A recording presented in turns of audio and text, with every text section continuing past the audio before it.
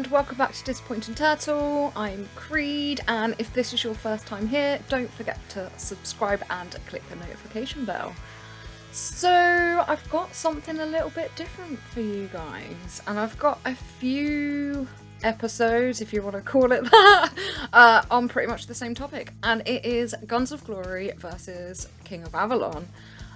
These two games get compared to these two games get compared quite a lot. So there was two reasons why I wanted to go and investigate this. One, because they are compared quite a lot, but two, because of the way that they're compared. And I see a lot of people complaining on a daily basis about the format of GOG, and that they don't enjoy it, all these updates and everything like that. And a lot of the stuff that I see about KOA is that they don't have that so much. It's more traditional Guns of Glory, although the game is older, than it is Guns of Glory. So I wanted to go and check it out, because I feel as though if there is a game that's based on the old format, so I'm talking old troop formations, similar guard setups, all of that sort of thing, the old stats, do you remember when 3K was like, you know, you were the dog's bollocks? I never got there until a long time after. That was already pretty much obsolete, but some of you guys will remember that as well, I'm 100% sure. But yeah, KOA is very similar to this, so I wanted to talk to you guys about some of it. Like I said, I'm going to do it in sections. So today I'm going to go through like the intro and stuff, because I know that's been a big thing that people are pissed off with on GOG, is the like 2-hour intro that you have to sit through and all of that, which is just, it's insane. I guess if you're just starting out and you're actually into gaming, having a storyline is quite nice. I mean, I play a lot of RPGs and they all have really intense dialogue and really intense storylines, but strategy games generally don't tend to cross that bridge. The two things generally don't come in contact with each other, so I'm really... yeah, I don't know what they were doing there. I mean, I guess it's to some people's tastes and not to others. But as you can see, KOA also has a very, very similar intro. It does not last as long. The graphics are exactly the same, bar the characters being slightly different. The story is pretty much exactly the same. So when I first started building up my castle on KOA, obviously this is the first thing, and this is the first thing that I saw. First impressions, I thought, Jesus Christ, these are literally the same games. I'm still playing Guns of Glory, by the way, guys. Like, I'm not giving that up anytime soon, so don't think that I'm just like jumping ship and abandoning you all. I wouldn't do it to you. But I felt as though it was really, really important to kind of do these comparative things. So you guys that are constantly comparing it, you're going to have some information out there now, I guess. And for the guys of you that play both, you'll totally know what I'm going on about, and maybe this will be interesting to you. I don't know. I'm hoping it'll be interesting to somebody, because it was interesting to me. But yeah, first impressions, they look like exactly the same game. So one of the big differences, I guess, even though it's pretty much exactly the same thing, is that you have a dragon instead of an airship. Well, dragons, like, fucking duh, they're amazing, right? So I'm sold on the dragon. The dragon is better than the airship. I'm really sorry. But in the story, an airship probably has a better function than a dragon. It depends how intricate you want to delve into this stuff, but I like having a badass dragon. He is very similar to the old airship setup of Guns of Glory, so the way that you level him up, collect XP and all of that sort of thing is exactly the same, and it's quite nice going back to an older format, although it was really difficult for me because obviously where I try and teach you guys, I can't have too much information up here, otherwise like I just won't be able to cope. So a lot of the old stuff that is obsolete now from Guns of Glory, I've just completely forgotten about. Like even on the last video, you know, like Darklands, Blood Wars was dead to me already. Like, it had only been a couple of weeks and I'd already forgotten like everything about it. So I guess this is my life now.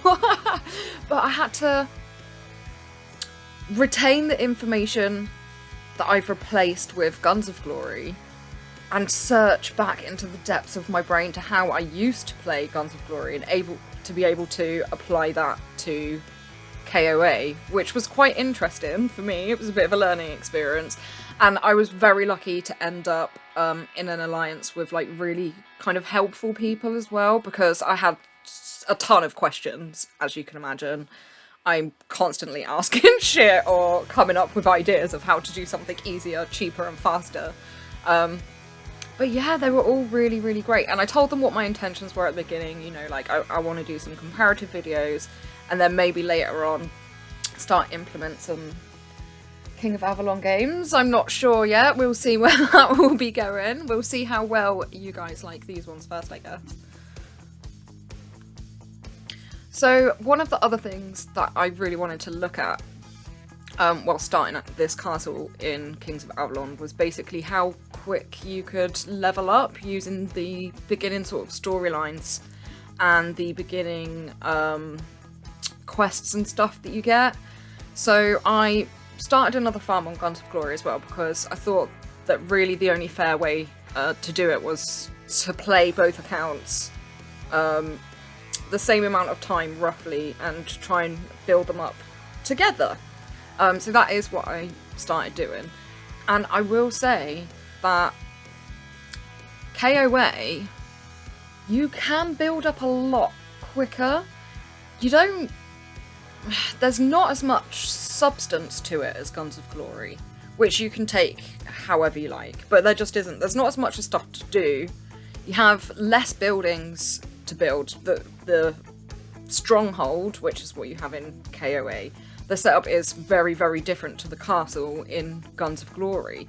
So where you've got to build 8 food farms, bloody hell, my brain is literally going to put, where you've got to build like 8 food farms and wood and iron and silver.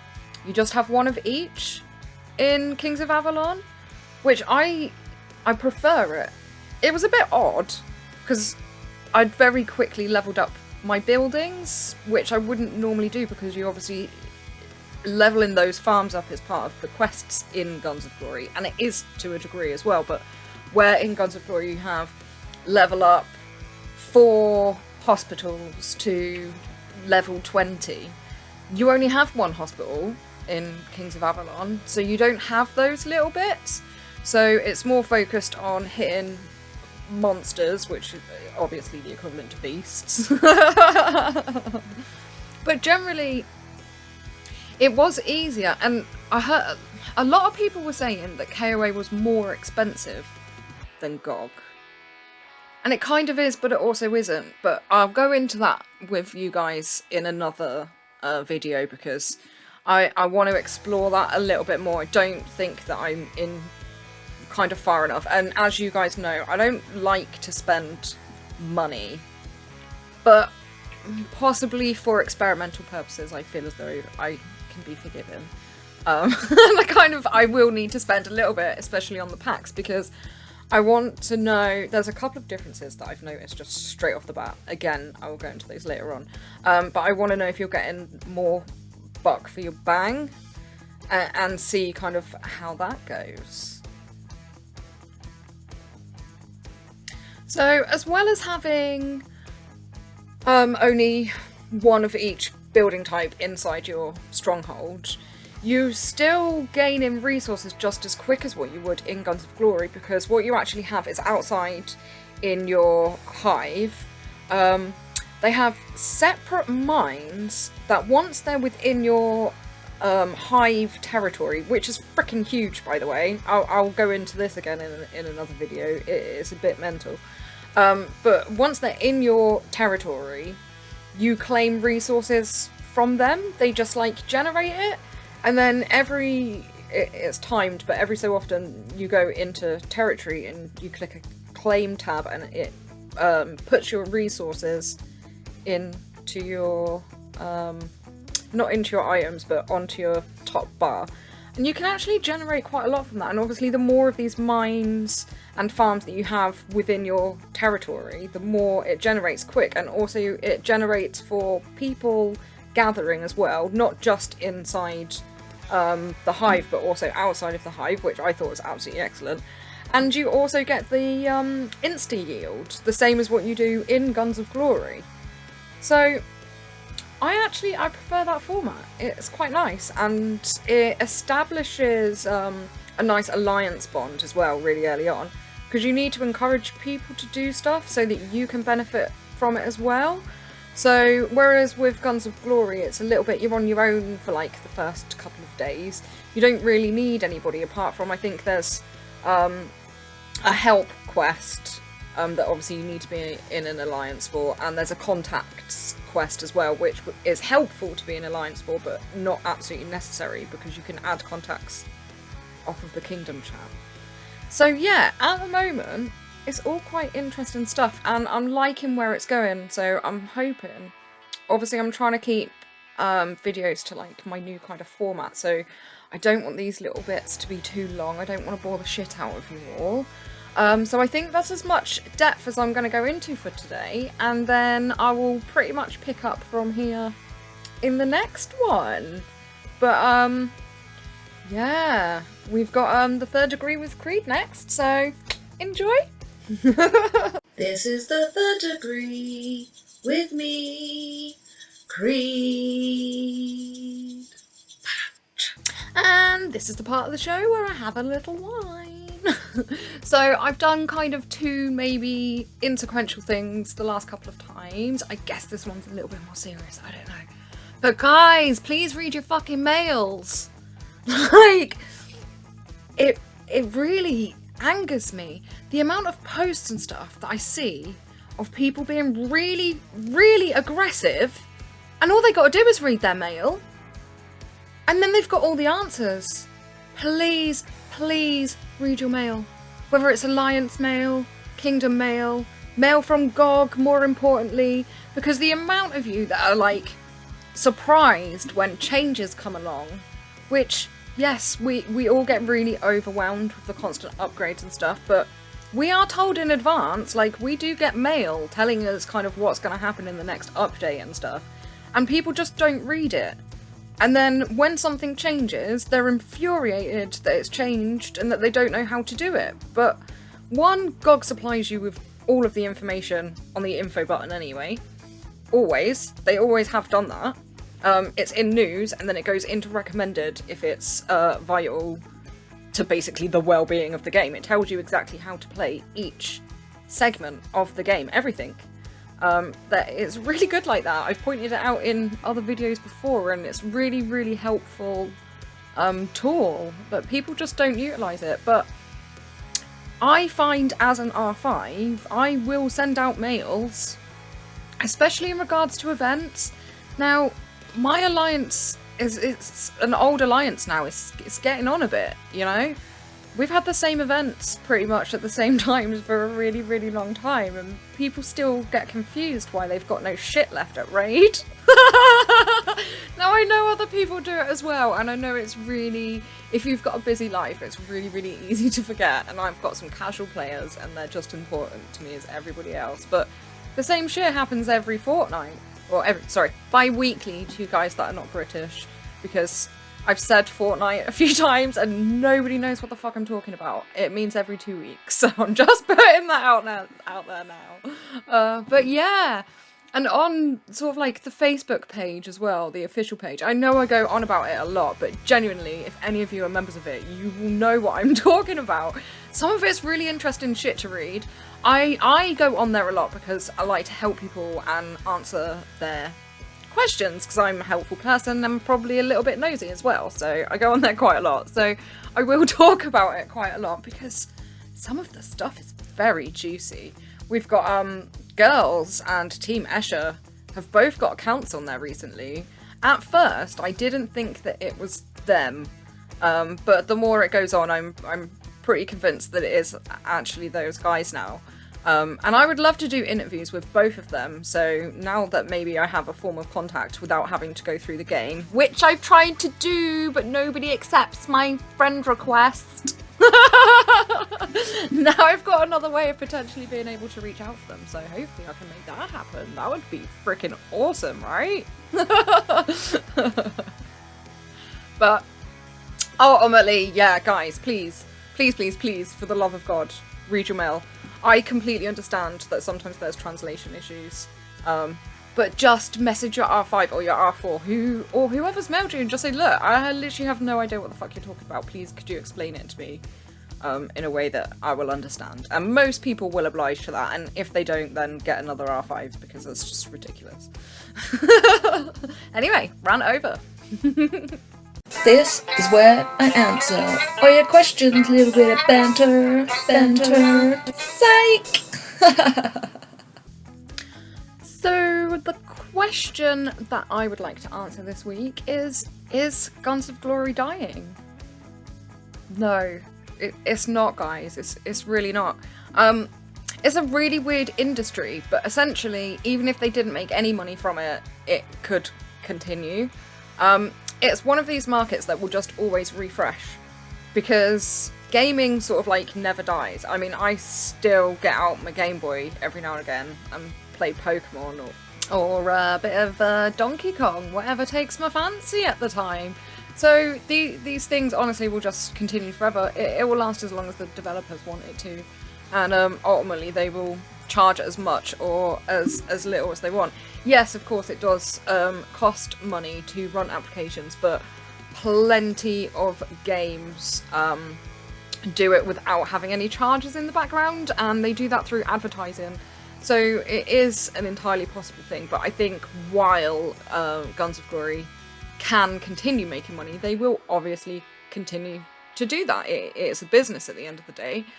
But yeah, it's not going anywhere. Look, a couple of thousand people will leave, and another couple of thousand people will start playing it again. And one of the things that will always drive traffic towards that particular game is the fact that there's so many strategy games out there. Like, there's genuinely loads. And at the moment, I see a lot more of people that play other strategy games starting to come to Guns of Glory because they get bored of theirs, and it's one that's recommended, and they spend a lot of money on advertising. So if you play any kind of strategy game, you will have an advert come up for Guns of Glory. So it's almost that like subliminal messaging type thing, and at the end of the day, as long as they keep doing that, more people will keep coming. Older kingdoms obviously will feel it a lot more than the newer ones, because you go from having a lot of people all playing together, and quite quickly you will lose quite a lot of people, and it's generally because of friendship groups. Like, certain people might just come on to talk to a certain group of people, they will leave, so then that person will no longer want to play because they don't have that engagement that they've come to expect from the game. But really, you need to network. I worried for 433 maybe about 6 months ago, and then I've gone to other kingdoms since then to have a look and explore and see what's going on and all of that sort of stuff. And what I've learned is actually we're doing really, really good. So I'm gonna stop complaining now. We're bringing new people in quite a lot now, and it's really, really nice. We love having new people to play with. But I tell you what, even if they didn't, we actually were still doing okay. It was just, I think we had quite a big drop of really great personalities and really awesome people in quite a small amount of time, and it had a bit of an impact on morale. But everybody still carried on doing KVK and all of that sort of thing, and I don't think we do any better or any worse than what we did before, if I'm being honest. We've always stayed pretty much on an even keel, so yeah. GOG's not going anywhere. God, I slipped on my tongue trying to say that because even my brain couldn't comprehend it. GOG is not going anywhere anytime soon. Just before I say goodbye to you lovely, lovely people, SRK, which is my alliance in 433, we made the the big ranking board. We made it as Alliance 77. So I'm really, really chuffed with that. It's been a goal of mine, personally, for my alliance to get on to that freaking leaderboard for a really, really long time. We've got an amazing alliance holidaying with us at the moment, and that's XTD, and I have no doubt that they're the ones that have pushed us up to that. So when they go back home again, we will go back down. So I'm going to milk it for as long as I possibly can. When I saw that, it absolutely made my day, and it makes me sort of like realise that it's still possible. So we are going to keep climbing towards that, even when our friends do go home and go back to their alliance. But yeah, really, really good. So really chuffed with that, and UAC is going to be freaking mental. And any of you massive kingdoms that are watching who we get, please go easy on us, for fuck's sake. Thank you ever so for watching, guys. Like, I really appreciate it. I say it every time, and I do. Please don't forget to subscribe and click that notification bell. And I will see you guys very, very soon. Have a lovely day and take care as always.